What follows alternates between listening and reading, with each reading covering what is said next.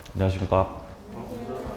네, 자, 오늘은 계약의 효력에서 첫 번째 출제 논점이라고 할 수 있는 동시이행의 항변권 보겠습니다. 입문서 262페이지입니다. 262페이지요.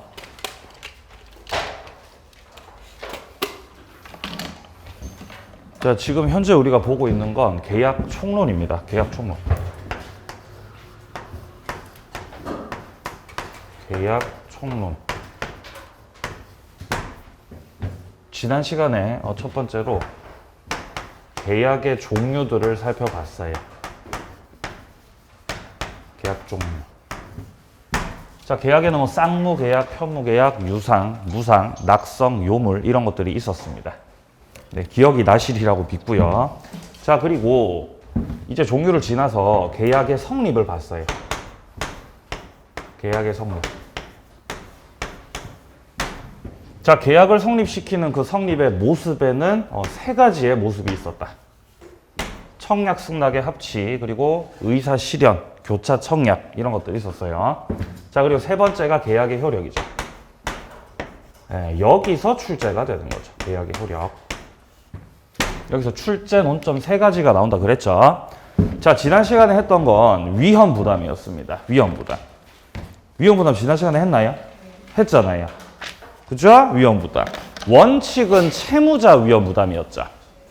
양 당사자가 채무를 면하게 되고 채무자가 채권자에게 이행을 청구하지 못한다. 이행 청구하지 못한다. 자, 근데 예외적으로 채권자 위험 부담에서는 채무자 측에서만 채무를 면하게 되기 때문에 채무자가 채권자에게 이행 청구를 할 수 있다. 이런 내용이었어요. 자, 그리고 이제 이어서 동시이행의 항변권 이제 볼 거고요. 마지막에는 계약의 소멸. 여기서 해제라는 걸 볼 거예요. 해제.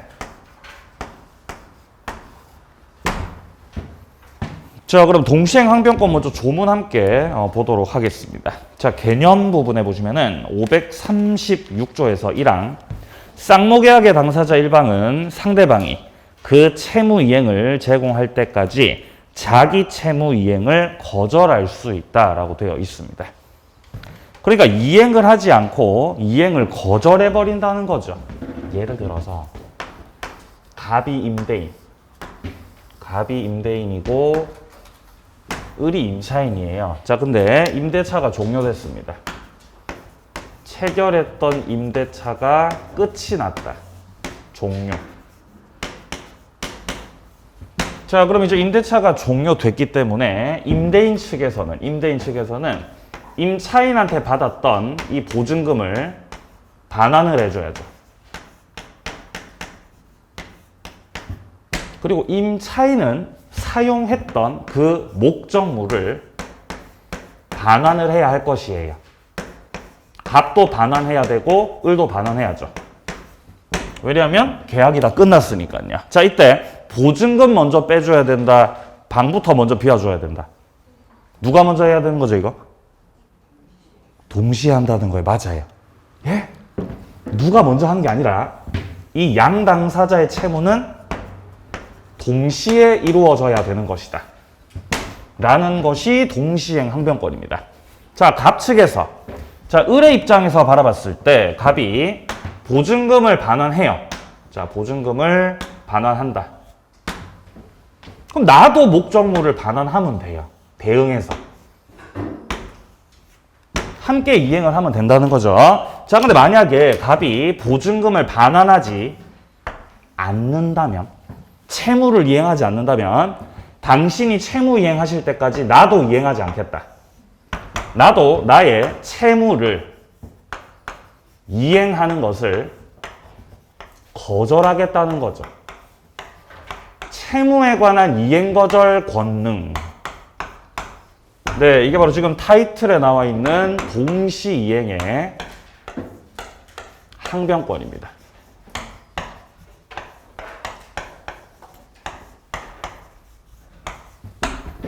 주의하셔야 되는 거는 이거 물권이 아니에요. 뭐가 아니라고요? 물권 아니라고 이거. 물권이 아니야. 그럼 채권입니까? 채권? 채권, 그죠? 채권도 아니에요. 물권도 아니고 채권도 아니에요. 권능입니다. 권능. 자, 권능이라는 건요. 권리하고 달라요. 권리하고는 좀 다른 개념이다. 자, 근데 권능이 무엇인지까지는 안 들어가도 돼요. 그것까지 들어가면 이제 머리 터지기 때문에 들어가지 마시고 그냥 단지 물권이 아니다 정도는 좀 기억을 하셔야 됩니다. 자, 따라서 이 동시이행의 항변권을 그 계약의 당사자에게만 주장할 수 있는 것이다 라는 정도의 취지. 제3자한테까지는 주장을 못한다는 거죠. 자, 밑에 내려가 보세요. 양과로 2번의 취지. 쌍무계약 일방이 대가적 관계에 있는 자기 채무는 이행하지 않으면서 상대방에 대해서 이행을 강요하는 것은 불공평하다는 거죠. 해서 공평의 원리에 근거해서 인정되는 것이다. 자, 오른쪽 보시면 3번에 유치권과의 구별점이 나와 있습니다. 자, 유치권은 우리 지난 시간에 했던 내용인데 물권이죠, 유치권은. 유치권은 물권으로서 제3자한테까지도 주장할 수가 있었습니다. 근데 지금 하는 항변권은 물권이 아니라는 것이에요. 그러니까 계약 당사자에게만 주장할 수 있다. 내려갑니다. 사례 접근. 임대차가 종료하면 임대인의 보증금 반환과 임차인이 방을 빼줘야 되는 그 의무가 동시 이행 관계에 있다. 자, 그래서 2번에 나오지 않습니까? 임대인 측에서 보증금을 빼주지도 않으면서 임차인에게 빼달라고 요구만 하고 있다. 그럼 빼준다고 안 빼준다고? 안 빼준다고요. 언제까지 안 빼죠? 보증금 줄 때까지. 상대방이 자신의 채무를 이행할 때까지 계속 거절하는 겁니다. 자, 이제 그러면 성립요건. 동시이행 항변권이 성립하기 위한 요건에는 지금 책에 소개하고 있듯이 3가지가 있어요. 자, 첫 번째 성립 요건은 항변권이 되려면 쌍무계약이어야 된다는 겁니다. 쌍무계약이어야 한다. 계약 당사자가 둘 다 채무를 지고 있는 상태여야 된다는 거죠. 갑도 채무를 지고 있고 을도 채무를 지고 있고.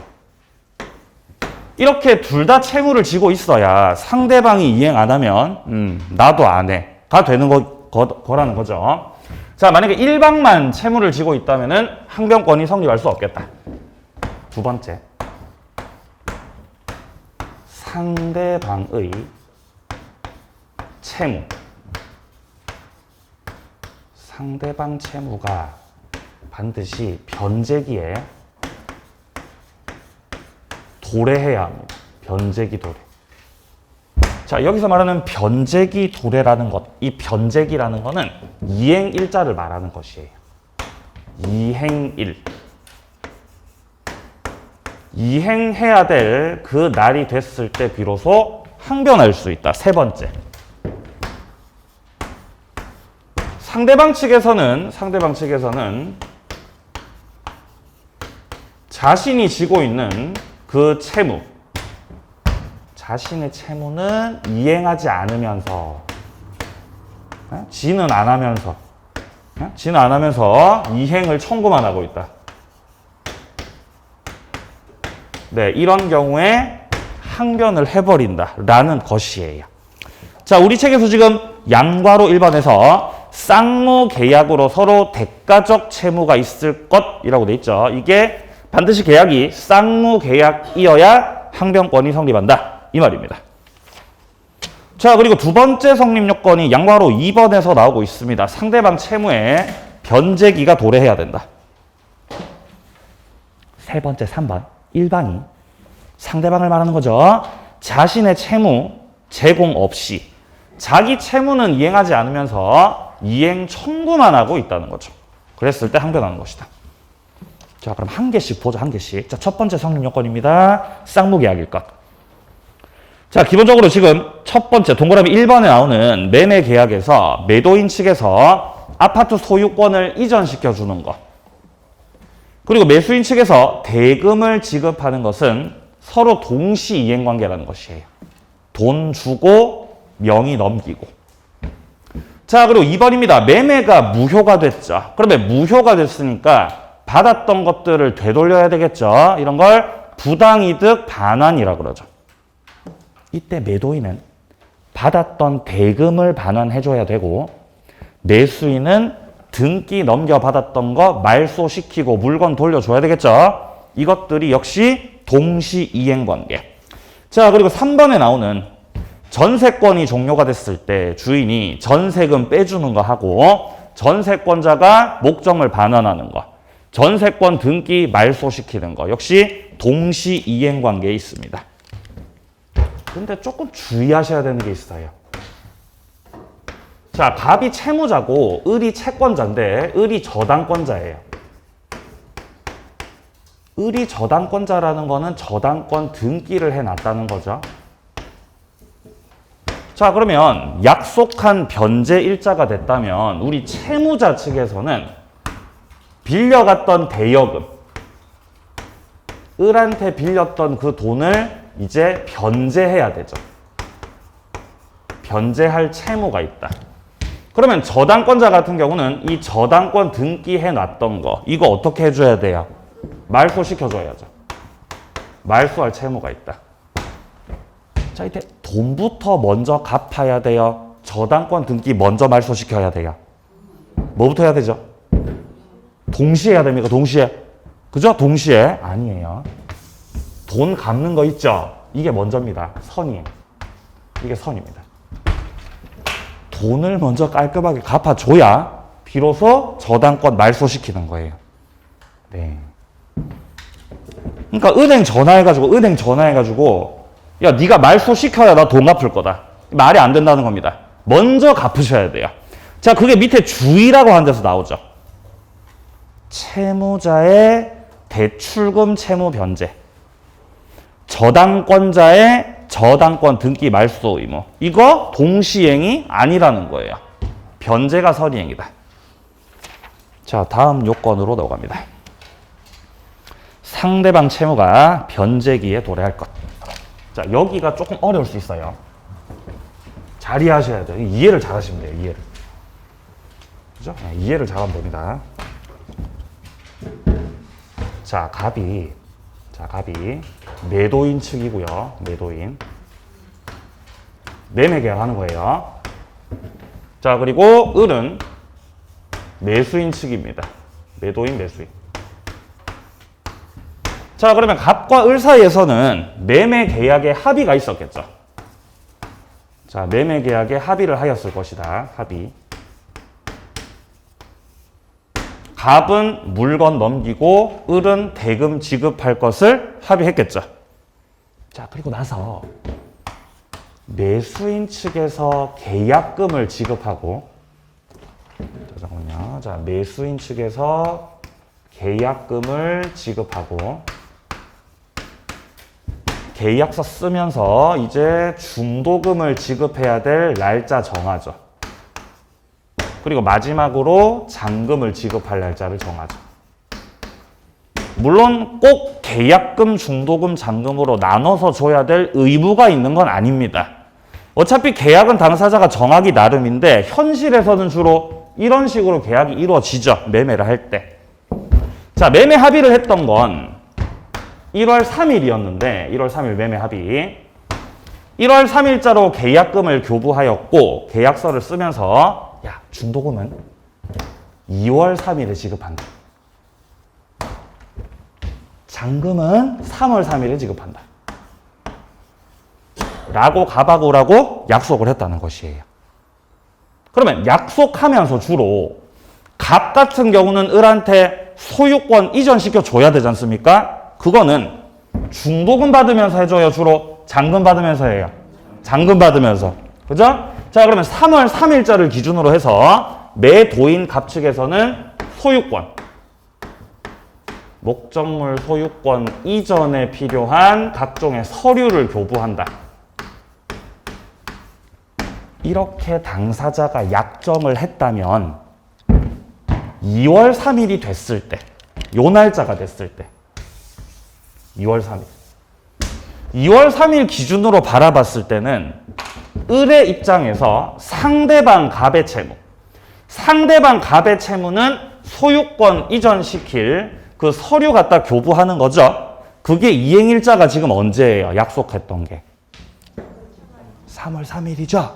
그러면 3월 3일이 됐을 때 상대방 갑의 채무가 상대방 갑의 채무가 3월 3일이 됐을 때 변제기에 있습니다. 라고 말할 수 있겠죠. 만약에 2월 3일이면 2월 3일에서는 상대방 갑의 그 채무가 변제기에 이행일자가 됐습니다. 아직 안 됐습니다. 아직 안 됐다는 거예요. 그러면 상대방의 채무가 변제기에 도래하지 않았다는 건 이 매수인 을의 중도금의 지급은 먼저 이행할 의무라는 거예요. 선이행 의무가 있다는 거죠. 2월 3일 기준. 그러니까 2월 3일에서는 을이 갑한테 너 서류 넘겨야 내가 중도금 줄 거야 라는 식의 항변이 된다는 거 안 된다는 거. 그게 안 된다는 거예요. 중도금 먼저 주셔야 된다는 겁니다. 선이행 의무를 지고 있는 자는 상대방의 채무가 변제기에 도래하지 않았다는 것이고 이 시점에서는 항변권 행사할 수 없다. 행사할 수 없다. 네가 먼저 하기로 했잖아 이거는. 을이 항변할 수 있는 건 요때가 됐을 때죠. 3월 3일이 딱 되면 드디어 상대방의 채무가 변제기 도래했죠 이제? 그럼 이제 양채무가 맞물리는 거예요. 3월 3일이 됐을 때는 양채무가 맞물리게 됐기 때문에 여기서는 을이 너 서류 안 넘기면 나 잔금 안 준다 라는 식으로 항변할 수가 있다는 거죠. 이게 두 번째 성립 요건 의미예요. 항변하려면은 상대방의 채무가 이행일자가 돼야 됩니다. 이 말이죠. 그리고 이거를 좀 다르게 표현하면 좀 닦을게요. 다르게 표현하면 원칙적으로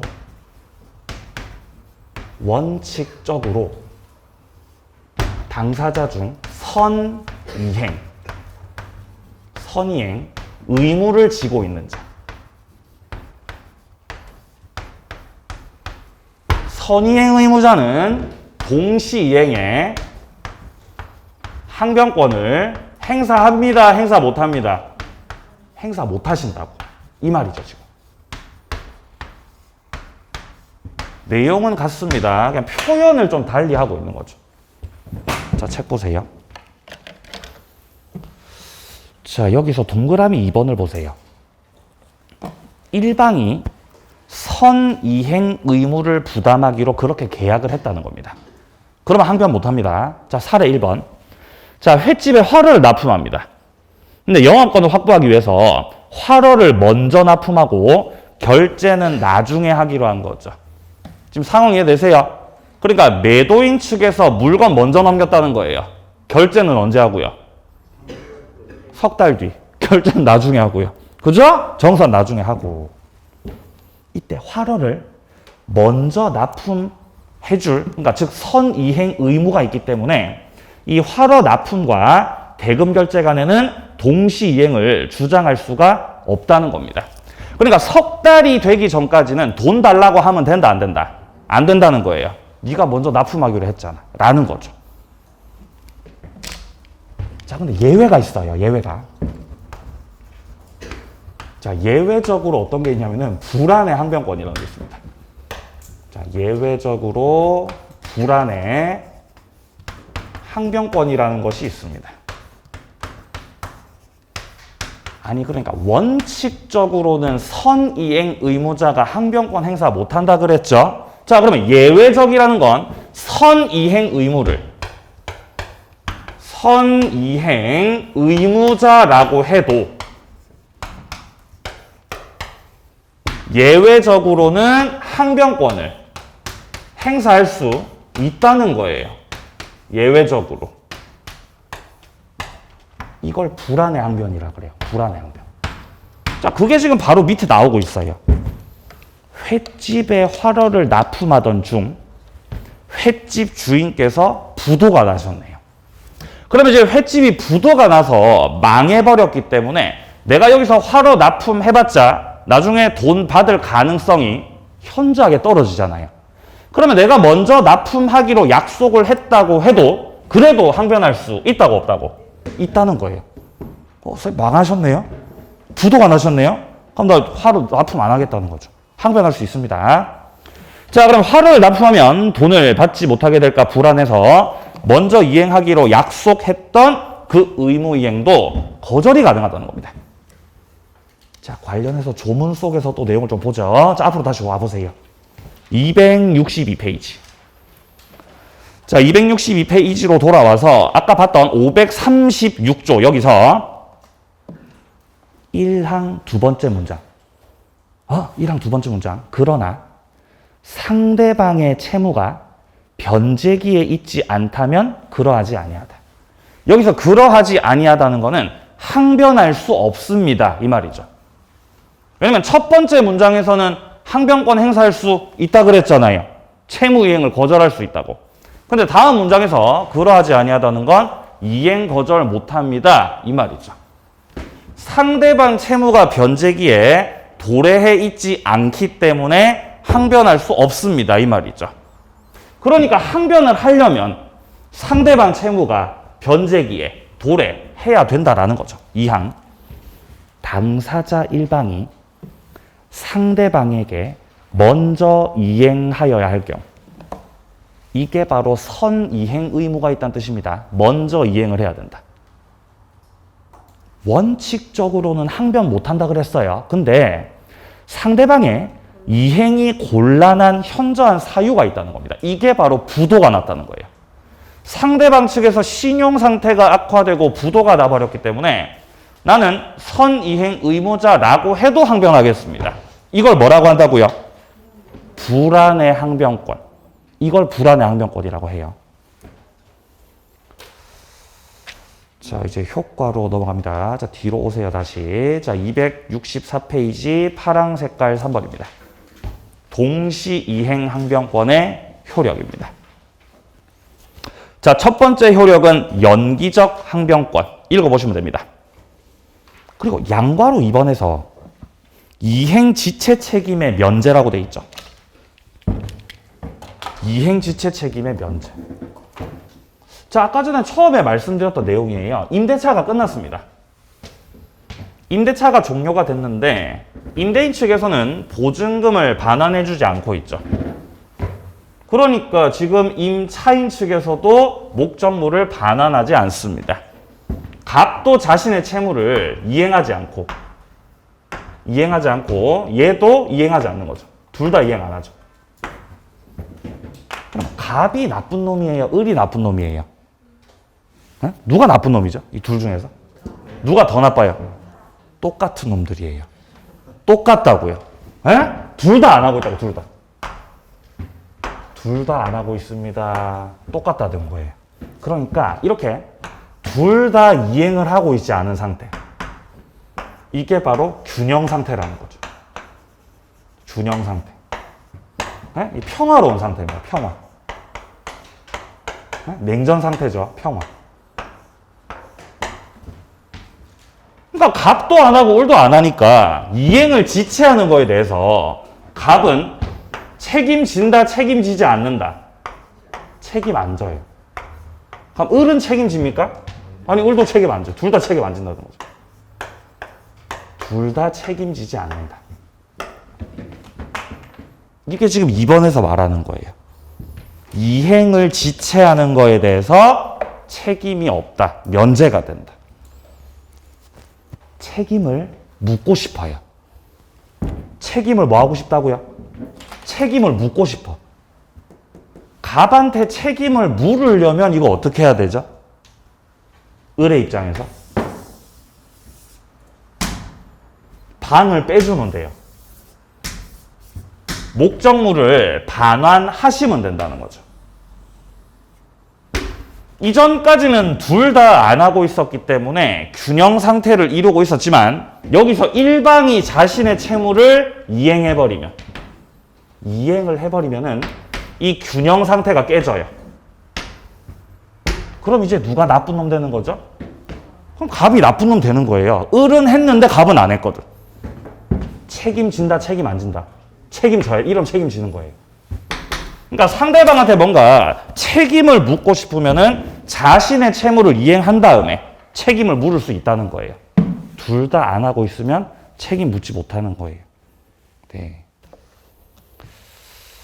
네, 바로 그렇다는 거죠. 예. 자, 내려갑니다. 3번. 소송상 효력입니다. 첫째 줄. 항변권자의 원용이 없다면. 자, 이 원용이라는 거는 주장을 뜻합니다. 주장이 없다면 법원은 항변권의 존재를 고려해서는 안 된다. 그러니까 반드시 이 항변권을 소송상 인정받기 위해서는 주장해야 됩니다. 주장. 자, 둘째 줄 중간에 항변권을 원용했다면 법원에서는 밑에 줄 상환 이행 판결을 내려야 한다. 상환 이행 판결을 내려야 한다. 네. 양당사자가 둘 다 채무를 지고 있는 상황에서는 아니 우리 할머니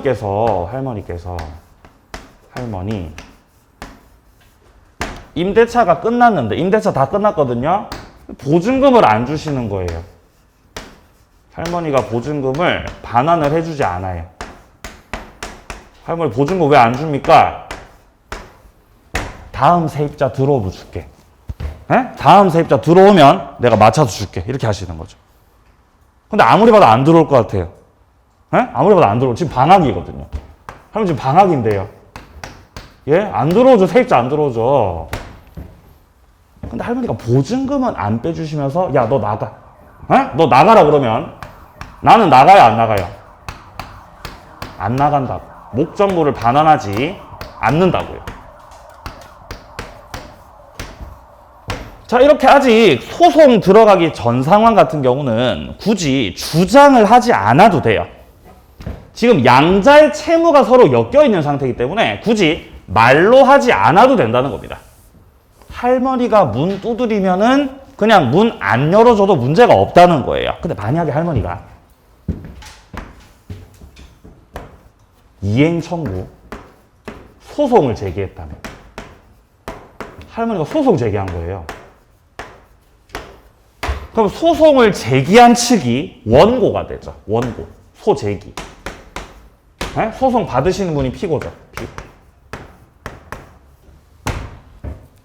그럼 여기서 할머니가 소장 쓸 때 자기가 잘못한 건 써야 안 써요? 지가 잘못한 거. 안 쓸 거 아니에요. 소장이 이렇게 돼 있겠죠. 계약이 끝났는데 임차인이 목적물을 반환하지 않습니다. 따라서 목적물 반환에 대한 이행을 청구하는 소송을 고합니다. 이렇게 이제 소송이 들어가면 법원에 들어가서 판사님이 물어본다고요. 너 왜 반환 안 하니? 너 왜 반환 안 해? 이렇게 물어보신다고요. 그럼 가만히 있어야 된다? 주장을 해야 된다? 반드시 주장하셔야 돼요. 저는 지금 보증금을 이분이 안 빼주셔서 방을 안 빼고 있습니다. 라는 취지로 동시 이행의 항변권을 행사하고 있다는 것을 반드시 주장해야 된다. 소송 들어갔을 때. 그래서 항변권이 주장되고 이것이 원용이 된다면 결국 판사가 내리게 되는 그 판결은, 자, 판결합니다. 원고는 보증금을 빨리 반환해라. 피고는 목적물을 빨리 반환해라. 이렇게 판결 떨어진다고요. 이게 상환이행 판결이에요. 이렇게 판결 내릴 수밖에 없잖아요. 그죠? 이럼 누가 이긴 판결이에요? 비긴 판결이에요. 이게 비겼다는 뜻이죠. 둘 다 이행해라. 참, 지금 괄호 속에 보시면은 원고 일부 승소 판결이라고 돼 있죠? 원고가 승소했다는 뜻이 아닙니다. 일부 승소잖아요. 그럼 나머지 일부는 누가 이겼어? 피고가 이겼다는 뜻이에요. 그러니까 승자가 없는 판결이란 뜻이에요. 이 원고 일부 승소 판결이라는 이 상환이행 판결. 상환이행 판결. 원고와 피고 둘 다 이행하세요. 이 판결은 원고가 승소한 판결, 피고가 승소한 판결. 비긴 판결. 비겼다고요. 들어오라고요. 들어오. 승자가 없는 판결이에요. 둘 다 이행하세요. 이렇게 판결 떨어진다고요. 네. 자, 항변권 마무리하겠습니다. 자, 위험부담 지난 시간에 했죠? 넘기세요. 자, 266페이지의 제3자를 위한 계약 기본 이론 과정에서 보겠습니다. 넘깁니다. 자, 바로 계약의 소멸로 갑니다. 269페이지.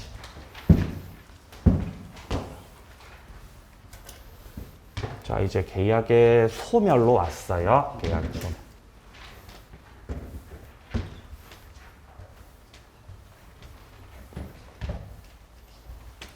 여기서 해제라는 걸 하게 돼요. 해제. 해제라는 걸 해요. 해제. 해제. 자, 해제라는 건 삭제입니다. 삭제. 계약을 없애버린다는 소리. 계약을 지워버리겠다. 이게 해제입니다. 계약 당사자가 있고, 자, 갑과 을 사이에서 계약이 있었고, 뭔가 원인으로 인해서, 어떤 원인으로 인해서 일방이 타방에게 해제라는 권리를 행사할 수 있습니다. 해제권이라는 이 권리를 행사를 하게 되면 원래는 유효였던 계약이라고 해도 소급해서 무효가 돼버리는 거예요. 그래서 계약이 끝난다는 거죠. 그래서 계약의 소멸입니다. 자, 1번에 해제 확인합니다. 해제. 유효했던 계약을 일방이 채무 불이행했을 때 해제권자가 일방적으로 통보를 해서 처음부터 계약을 소급시켜서 없애버리는 거. 이게 해제입니다. 근데 밑에 이번에 해지라고 하는 게 있죠? 해지라는 건 소급해서 없애는 게 아니라 지금부터 끝나는 거예요. 장래를 향해서. 네. 자, 그래서 해제는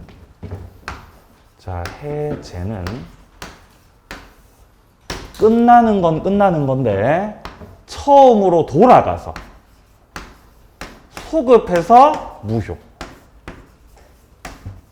자, 근데 해지도 끝내는 건데 해지. 이거는 처음으로 돌아가서 무효가 아니라 지금부터 장래를 향해서 무효라는 거예요. 장래 무효. 그죠? 예. 그러면 해제가 깔끔해요? 해지가 깔끔해요? 어때요? 뭐가 더 깔끔하죠? 해제, 그죠? 아니, 해지가 훨씬 깔끔해요. 해지가 되면 지금부터 끝나는 거기 때문에 지금부터 안 보면 돼요. 에? 지금부터 안 보면 된다고, 해지는. 지금부터 끝. 근데 해제는 처음으로 돌아가서 끝난다고. 그럼 받았던 거 되돌려야 돼요. 받았던 거 되돌리고 배 타야 되고 다 원상복구 시켜야 된다고. 아주 추잡해지죠. 이해되세요? 예. 예를 들어서 우리가 남녀가 사귀다가 헤어질 수 있잖아요. 그죠? 사귀다 헤어질 수 있잖아. 그때 해지로 헤어지면, 이걸로 헤어지면 지금부터 끝. 그럼 안 보는 거예요. 깔끔하죠? 근데 이렇게 헤어지면요. 내가 너한테 해줬던 것들, 예? 내가 너한테 사준 것들, 예? 목록입니다. 다 가지고 오세요. 이렇게 된다고요. 그러니까 차이가 있어요. 분명히. 그죠? 그러니까 해제가 조금 더 이제 그 뒤에 처리할 것들이 더 많다는 거죠. 해제가. 해지는 그에 비해서 그런 거 없어요. 지금부터 끝나는 거니까. 자, 밑에 3번 합의해제. 합의해제.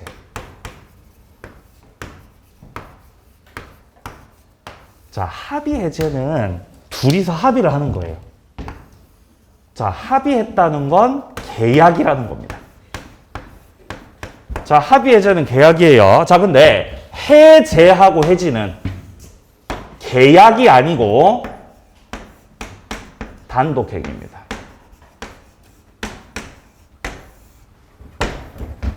계약도 그렇고 단독행위도 그렇고 싹 다 법률행위들이죠. 자, 근데 단독행위는 의사표시가 몇 개 들어간 거? 한 개 들어가 있는, 그죠? 한 개 들어가, 두 개 들어가 있는 거. 그러니까 해제나 해지권 행사를 한다는 건 누군가가 일방적으로 행사하는 거예요. 끝냅시다 라고 일방적 단독행위를 통해서 계약을 없애버리는 거죠. 근데 합의해제라는 거는 양 당사자가 별 사유는 없었지만 야 해제할래? 야 해제할래? 청약. 야 끝내자. 청약을 하고 여기에 대응해서 해제하자. 끝내자. 이렇게 합치가 돼서 기존 계약을 없애버리는 새로운 계약이라는 거죠. 합의해제. 다르다는 것이에요. 네. 자, 그런 차이가 있습니다. 자, 뒤로 한번 넘겨보세요. 자, 근데 이 270페이지부터 02번에 보시면은 해제의 원인이다라고 되어 있죠. 자, 결국 우리 해제, 해지, 합의 해제 중에서 이번 순환 과정에서 정리해야 되는 건 요겁니다. 해제. 여기서 출제가 되는 겁니다. 해제. 해지, 별로 안 중요해요. 해지는 그냥 쩔이기 때문에 지우도록 하겠습니다. 별로 안 중요합니다. 합의 해제도 그렇게 크게 비중이 크진 않아요. 해제. 여기서 출제가 된다. 계약이라고 단독행위라고? 단독행위라고 했습니다. 단독행위. 자, 1번에 약정해제라는 게 있고 2번에 법정해제라는 게 있어요. 약정해제라는 건 당사자가 계약을 하면서 정하는 거예요. 뭔가 특약 사유를 정하고 그 특약을 위반했을 때 해제할 수 있습니다. 라는 취지로 당사자가 정하는 겁니다. 약정을 했다는 거죠. 자, 그래서 지금 1번에 보시면 대지 매매 계약을 하면서 매수인 측에서 양도세 인수하기로 했습니다. 그렇게 합의할 수도 있겠죠. 3개월 내로 양도세 이거 처리 안 해주면 계약을 해제할 수 있습니다. 라고 계약서에 특약사항으로 넣으셨다는 겁니다. 그럼 만약에 이 매수인 측에서 양도세 처리를 3개월 지나도록 안 하게 됐다. 그럼 이거를 원인으로 해서 매도인 측에서 약정 해제를 해버린다라는 것입니다. 그러니까 약정 해제는 내용이 무궁무진하겠죠. 당사자가 정하기 나름이거든요. 이거는.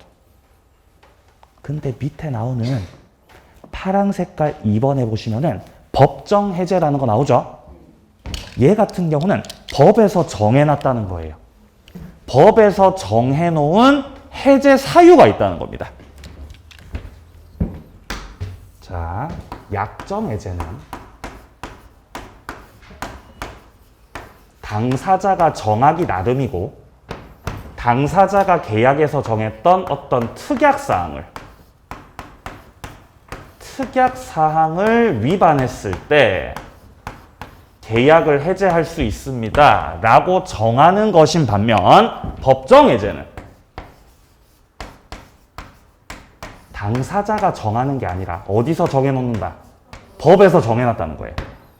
법에서 해제할 수 있는 그 사유를 정해놨다는 겁니다. 그게 바로 채무불이행이에요.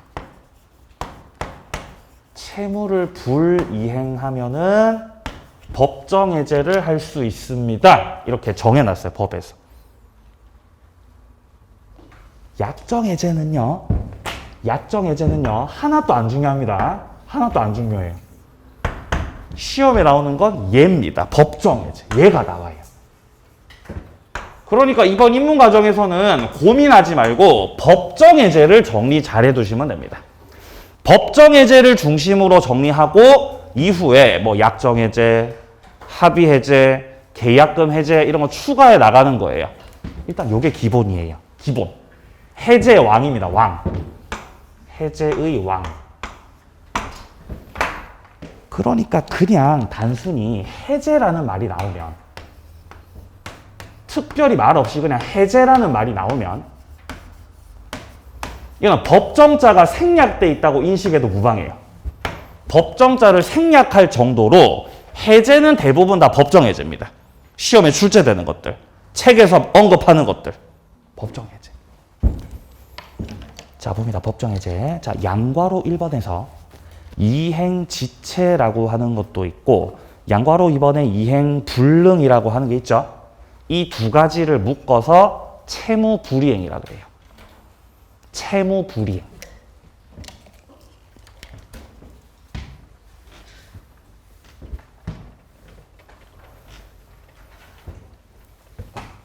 매매를 했어요. 자, 갑과 을 사이에서 매매 계약을 체결하였다. 자, 근데 매수인 측에서 계약금 지급했고 중도금도 지급했고 잔금도 다 지급했거든요. 그럼 매수인이 중도금, 잔금 싹 다 지급했기 때문에 매도인은 이제 물건을 넘겨줘야 되는 거죠. 근데 물건을 안 넘기시는 거지. 자신의 채무를 이행하지 않는 거를 채무불이행이라고 하는 거예요. 그럼 갑이 채무를 이렇게 불이행하고 있는 상태에서 을이 갑한테 이행을 하라고 아무리 독촉해도 갑이 계속해서 이행을 하지 않는다면 을은 어쨌든 갑한테 지급했던 이 대금들을 돌려받아야 되겠죠. 그러려면 이 매매를 무효로 만들어야 되는 겁니다. 이 매매를 무효로 만들기 위해서 우리 민법에서 상대방의 채무 불이행이 있다면 법에서 인정한 법정 해제권 행사를 인정해주고 을이 법정 해제권을 갑한테 행사하면 유효였던 매매가 소급해서 무효가 되고 을이 갑에게 지급했던 중도금, 잔금 이런 것들을 돌려받을 수 있는 거예요. 네, 그게 법정 해제입니다. 따라서 법정 해제 사유가 뭐냐라고 물으신다면 법정 해제 사유. 뭐 때문에 법정 해제를 하는 겁니까? 사유. 고민하지 말고 채무 불이행이라고 답하셔야 돼요. 채무 불이행. 이걸 기억하셔야 돼요.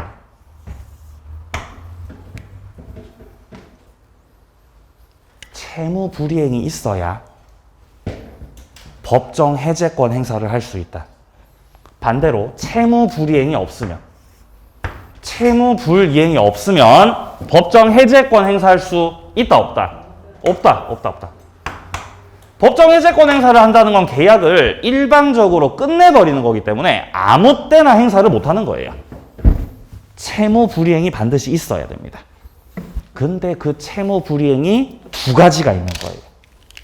그 채무 불이행이 크게 두 가지가 있다. 그게 아까 말씀드렸던 첫 번째 이행지체가 있는 거예요. 이행지체와 그리고 이행불능 이렇게 두 가지가 있는 거예요.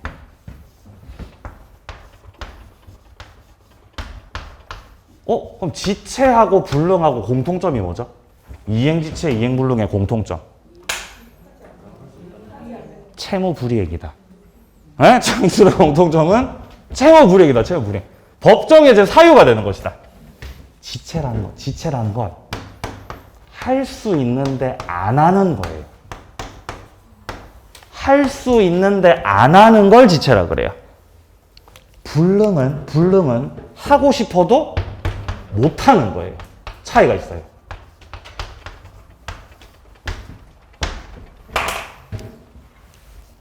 그럼 만약에 복습을 채무 불이행했다면, 여러분들 복습을 채무 불이행하셨다면, 그건 지체예요, 불능이에요? 지체죠. 지체잖아요. 할 수 있는데 안 하신 거잖아요. 그죠? 차이가 있어요. 지체는 할 수 있는데 안 하는 거기 때문에 곧바로 해제를 하는 게 아니라 상대방에 대해서 최고를 해야 돼요. 최고하고. 최고가 뭔 뜻이었죠? 독촉. 맞아요. 독촉. 오늘 느낌 괜찮은데요? 독촉. 지체는 안 하는 거니까 최고를 해줘야 돼요. 빨리 이행하세요. 라고 독촉을 하고 그래도 안 하면 해제권 행사. 오늘 느낌 괜찮아요? 자, 해제권 행사. 근데 불능은 하고 싶어도 못 하는 거잖아요. 최고가 의미가 없어, 얘는. 백날 첫날 최고 해봤자 이행할 수 없는 상태입니다. 따라서 이 경우는 최고할 필요 없이 곧바로 해제권을 행사하시면 된다는 거예요. 이게 지체와 불능의 차이입니다. 최고를 하고 해제할 건지 최고 없이 해제할 건지. 이행 지체부터 544조. 당사자 일방이 채무를 이행하지 아니한 때 이행을 안 하고 있다는 거죠? 이게 지체죠. 할 수 있는데 안 하고 있잖아요. 이때 상대방은 상당 기간을 정해서 이행을 최고하고 독촉하고 그래도 이행을 안 하면 해지할 수 있다. 자, 밑으로 내려가 보세요. 양괄호 2번 이행불능 546조 채무자의 책임 있는 사유로 이행불능이 발생했을 때는 이때는 최고 없이 해지할 수 있다. 이 두 가지 구별하세요. 근데 여기에 예외적인 게 있어요. 여기에 예외적인 게 있어요. 원래 이행지체는 최고하고 해제하는 거죠? 자, 근데 예외적으로 지체임에도 최고 없이 곧바로 해제권 행사를 할 수 있는 경우가 있습니다. 자, 그게 두 가지가 있습니다. 자, 첫 번째가 뭐가 있냐면은 미리 거절이라는 게 있어요. 미리 거절. 자, 그 다음에 두 번째 예외는 정기행위.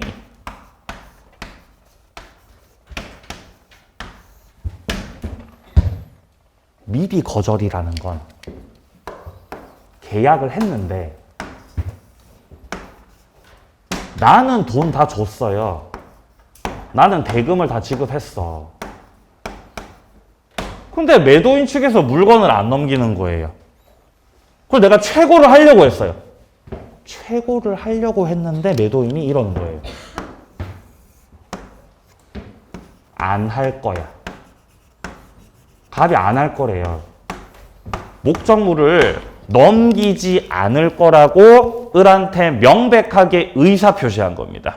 물론 뭐 사유는 여러 가지가 있겠지만요. 그러면 갑 측에서 안 한다 그러는데 여기서 을이 굳이 최고의 의미가 있겠습니까? 그럴 필요 없다는 거예요. 네가 안 한다 그러는데 바로 해제하면 됩니다. 미리 거죠. 자, 그리고 정기행위 같은 경우는 특정 시점에 이행하지 않으면 의미가 없는 거. 예를 들면 결혼식 축가 이런 거. 결혼식 축가. 축가를 예약을 한 거예요. 축가 예약을 했어요. 선생님 저 축가 불러주실 거죠? 예. 오시면은 제가 50만 원 드릴게요. 50만 원. 축가 50만 원. 그죠? 이분이 뭐 가수겠죠, 가수. 축가 불러주세요. 결혼식은 12시입니다. 선생님 결혼식은 12시에 치러질 예정입니다. 그럼 시간 맞춰 와가지고 노래 불러줘야 될 거 아니에요. 그죠? 근데 결혼식 끝나고 왔다고. 결혼식 끝나고 오시면 이건 의미가 없는 거라고요. 이게 정기행위예요. 그럼 결혼식 끝나고 을이 도착했을 때 갑은 최고하고 해제한다, 바로 해제한다. 바로 해제해버리는 거예요. 이미 끝났으니까. 미리 거절과 정기행위는 최고가 필요하지 않습니다. 자, 일단 이행지체에서 544조 여기서 둘째 줄 중간. 그러나 채무자가 미리 이행하지 아니할 의사를 표시했다. 이게 미리 거절이에요. 미리 거절을 해버렸으면은 이때는 최고를 요하지 않는다. 예외적이라는 거죠, 이게. 정기행위는 어디 있나요? 정기행위는 빠져있네요. 그죠? 네, 추가해 놓으세요. 미리 거절, 정기행위 두 가지는 최고하고 해제, 최고 없이 해제. 최고 없이 해제 두 가지. 자, 밑에 양괄호 3번에 나오는 불완전 이행 별로 안 중요하고요. 자, 오른쪽에 부수적 채무 불이행 읽어보시기 바랍니다. 자, 해제권 행사 서부터는 좀 쉬었다가 이어서 가도록 하겠습니다.